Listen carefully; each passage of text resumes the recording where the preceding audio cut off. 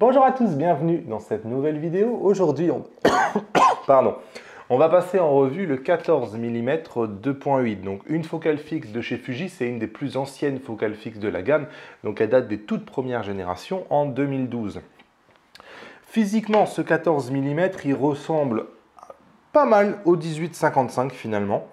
On voit que, vous regardez, si je vous mets exactement au même niveau, le 18-55 est un tout petit peu plus grand, mais grosso modo, ils ont à peu près les mêmes aspects, ces deux objectifs, ils ont la même largeur. C'est juste que le 18-55 est un poil plus gros, est un poil plus long en tout cas. En termes de poids, ils sont assez équivalents. Donc si vous connaissez le 18-55, sachez que le 14 mm 2.8, il lui ressemble vraiment beaucoup. Ensuite, en termes de construction, on est sur un objectif tout métal. Comme vous pouvez le voir, il est plutôt très bien construit, il n'y a vraiment rien à reprocher à ce niveau-là, comme d'habitude chez Fuji. On peut voir qu'il a deux bagues, une première bague qui va vous permettre de régler son ouverture, dont l'ouverture la maximale est 2.8. Donc jusqu'à f22 avec une position A. Pas de bouton sur cet objectif-là. On a le mécanisme d'autofocus débrayable. Hop, donc quand il est bloqué, vous êtes en autofocus. Et hop, si je l'enlève, vous êtes en autofocus manuel avec une belle échelle de profondeur de champ. C'est bien dommage que Fuji d'ailleurs n'en fasse plus. On va regarder, hop, si je fais tout tomber, ça ne va pas. Devant, donc on voit que c'est un super EBC de la gamme XF 14 mm 2.8 avec la bague d'ouverture et un filtre de diamètre 58. Voilà pour les présentations avec cet objectif. Pour mettre les pieds dans le plat tout de suite, il faut savoir que, moi, j'ai jamais trop aimé le positionnement de cette focale fixe. 14 mm, j'ai toujours tendance à penser que on est trop proche aujourd'hui du 16 mm qui est la focale grand angle chez Fuji. J'aime bien avoir un vrai gap, une vraie différence qu'entre passer juste au... En fait, je trouve que cette focale-là, elle est un peu à cheval entre ce qu'on appelle le grand angle et l'ultra grand angle. On n'est pas vraiment dans l'ultra grand angle quand on est à 14 mm. Franchement, à partir de 12 mm, on peut commencer à parler de l'ultra grand angle là. 14 mm, on est un peu proche, je trouve, du grand angle. Donc pour moi, il est un peu à cheval entre deux focales. De même, concernant son ouverture, je trouve que 2.8, j'ai toujours pensé que 2.8, c'était une ouverture de zoom, globalement, ou alors de focale fixe vraiment pas chère. Mais c'est rarement une belle focale fixe, c'est rarement une ouverture à 2.8, sauf quand ça justifie. Mais ici, on a vu, on est sur une focale fixe, elle est quasiment aussi grosse que le zoom 18-55. Donc là aussi, c'est quelque chose qui ne me plaît pas trop. Donc vous l'avez compris, je ne suis pas un grand fan de son placement en termes de focale, en termes d'ouverture et même en termes de poids, finalement, de poids, encombrement, la taille, qui me paraît un peu grosse finalement pour une focale fixe. Pour autant, qu'est-ce qu'elle vaut cette focale fixe? On va s'apercevoir que c'est encore une fois, c'est un super produit qu'a créé Fujifilm. On a un excellent piqué. Je ne vais pas vous torturer et vous montrer les différentes photos que j'ai faites, mais franchement, il n'y a rien à dire. Dès la plus grande ouverture, ici, vous voyez, dès 2.8, on va se rendre compte que le piqué est top, y compris dans les bords. Donc que ce soit les bords extrêmes, vraiment en haut ou en bas, on a un super piqué. Donc vraiment une belle ouverture, un beau design. Le piqué est vraiment top, comme toujours chez Fuji quasiment, dès la plus grande ouverture.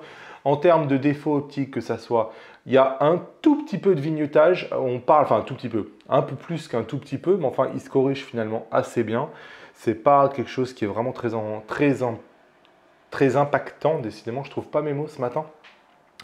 Et quasiment pas de distorsion, donc là quand je dis quasiment pas, c'est qu'on est à 0% de distorsion, donc c'est super pour des optiques comme ça qui sont en général faits pour le paysage, aucune distorsion, c'est le top. Et ensuite, aucune aberration chromatique, quasiment, elles sont vraiment extrêmement bien maîtrisées les aberrations chromatiques. Donc en soi, c'est un objectif qui est extrêmement bien construit, sur lequel j'ai pas beaucoup de mal à dire. On est par contre en termes d'autofocus sur des autofocus d'ancienne génération et même sur le X-T3 on est sur quelque chose qui reste relativement lent. Donc exclu ici de faire de la photo de sport, mais bon, un 14 mm ça n'a jamais été fait pour faire de la photo de sport. On est en plus sur une optique qui n'est pas spécialement rapide avec une ouverture à 2.8. Donc je ne pense pas que l'autofocus soit un vrai sujet sur cet appareil photo. Il est précis, il marche bien, il met parfois une seconde ou deux à faire la mise au point, mais enfin pour le type de photo qu'il va faire, je pense que c'est vraiment pas un souci. Donc il n'y a aucune inquiétude à avoir à ce niveau-là. Pour le reste, cette optique-là, j'ai eu envie, elle est proposée, je l'ai dit tout à l'heure, presque à 800 €. Donc pour 800 €, sincèrement, je trouve que le compte n'y est pas. Enfin moi, en tout cas, pour moi, le compte n'y est pas. Il me manque le petit truc qui fait que, ah oui, ça c'est vraiment une focale fixe, quoi.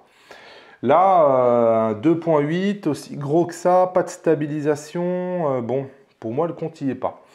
J'ai eu envie, pour voir ce qu'elle avait dans le ventre, cette optique, finalement, de la comparer avec le XC1545, que vous pouvez voir à l'image. Alors, le XC1545, il est beaucoup plus petit. Si je veux enlever son gros bouchon, pour vous montrer. Donc, on voit hein, le XC1545, il est un bon 30% en moins plus petit. Et il est aussi beaucoup plus léger. Alors, c'est une optique qui est tout plastique, qui n'est pas du tout construite comme le XC 14 mm, mais c'est le dernier né finalement de la gamme XC. Et il a finalement pour avantage déjà d'être un zoom 15-45, donc une focale plus polyvalente que le 14 mm, une ouverture qui n'est pas 2.8 mais qui commence à 3.5. Donc on a 2/3 de stop en ouverture en moins sur ce XC 15-45, mais on peut voir que les focales, on est 14 mm contre 15 mm et on est surtout sur un prix maximal de 299 € et on le trouve souvent à 250 € cette petite optique. Donc l'idée qui m'a traversé en tout cas, c'était de dire que vaut le 15 mm que me procure finalement ce XC 15-45 par rapport au 14 mm 2.8 de cette focale fixe. Et on va s'apercevoir en comparant les photos que quand même le 14 mm est un cran meilleur. Alors on va s'apercevoir que grosso modo au centre, il y a assez peu de différence finalement entre les deux. La partie centrale de la photo est aussi bonne sur le XC 15-45 que sur le XF 14 mm 2.8. Là où vraiment il va y avoir une différence qui va se faire entre ces deux optiques, ça va être sur le piqué extrême des bords. On peut voir ici que à gauche, sur le 14 mm, on a un super piqué sur le caillou, sur les fleurs, sur l'herbe. Et de l'autre côté, sur le XC 15-45, on est un peu flou sur ces zones-là. C'est clairement là que va se faire la différence. Au centre, vous voyez très peu de différence entre les deux photos. Et par contre, de nouveau, dans les bords extrêmes de l'image, là aussi, on est complètement flou sur le XC 15-45, là où on garde un piqué et une précision intéressante sur le 14 mm 2.8. Enfin, je voulais quand même faire cette petite comparaison pour vous dire, pensez, si vraiment le 14 mm 2.8 vous intéresse, à au moins mettre dans votre réflexion ce XC 15-45 qui est de la dernière génération, qui est sorti en 2017 et qui bénéficie plutôt d'un autofocus qui est pas mal. Sachez que pas de distorsion non plus, pas d'aberration chromatique sur le 15-45, un tout petit peu de vignettage exactement comme le 14 mm 2.8. Et pour moi, le piqué au centre, ils sont quasiment équivalents pour les deux objectifs. Donc par contre, la différence, elle se fait sur les bords de la photo et notamment sur les coins extrêmes où là par contre on a une vraie différence avec un avantage pour le 14 mm 2.8. Mais bon, 300 € d'un côté, 250 souvent parce que c'est une gamme qui est pas chère, le XC qui est souvent bradé, et de l'autre côté on est sur une optique qui fait presque 800 €. Donc là encore il faut bien faire les comptes avant de choisir, mais en tout cas je voulais au moins vous ouvrir les perspectives en vous parlant de ces deux alternatives. Voilà ce que j'avais à vous dire sur ce 14 mm 2.8. Encore une fois, c'est une superbe optique faite par Fuji.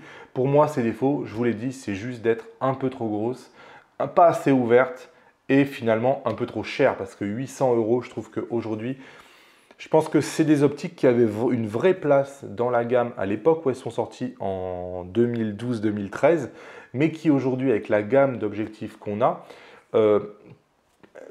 ça devient de plus en plus compliqué de les payer au prix fort, 800 €, alors qu'aujourd'hui, on a plein d'objectifs qui sont venus quelque part leur faire de la concurrence. Ils n'en restent pas moins bons, ces objectifs-là. Ils sont exceptionnels de conception, mais enfin, aujourd'hui, ils sont quand même chèrement vendus. Voilà ce que j'avais à vous dire sur ce 14 mm 2.8. Je ne vous ai pas montré de photos parce que hop, j'en ai, mais ils ne sont pas dans ce dossier-là. Bref, je n'avais pas prévu de vous en montrer. Il y a juste celle-là que j'ai faite pendant les tests avec le 14 mm. Que j'aime bien, mais encore une fois, bon, c'est une super photo, enfin une super photo. Il y a un super piqué sur cette photo-là, mais de toute façon, je vous l'ai dit, sur ce 14 mm 2.8, a priori, il n'y aura pas de raison de regretter son achat, si ce n'est si vous attendez de lui un autofocus super. Pour le reste, l'ensemble de la prestation du 14 mm 2.8 est excellente, si ce n'est qu'aujourd'hui, elle est chèrement vendue et qu'elle a de la concurrence. Allez, comme d'habitude, vous me lâchez les pouces levés vers le haut. En complément de cette vidéo, vous pouvez cliquer sur les 12 conseils ici pour le fugiste débutant. Dites-moi en commentaire, est-ce que vous avez essayé ce 14 mm 2.8? Qu'est-ce que vous pensez aujourd'hui de son positionnement dans la gamme, de son prix? Et est-ce que vous l'avez eu, vous l'avez revendu? Dites-moi tout ça en commentaire. Allez, à bientôt sur la chaîne. Salut!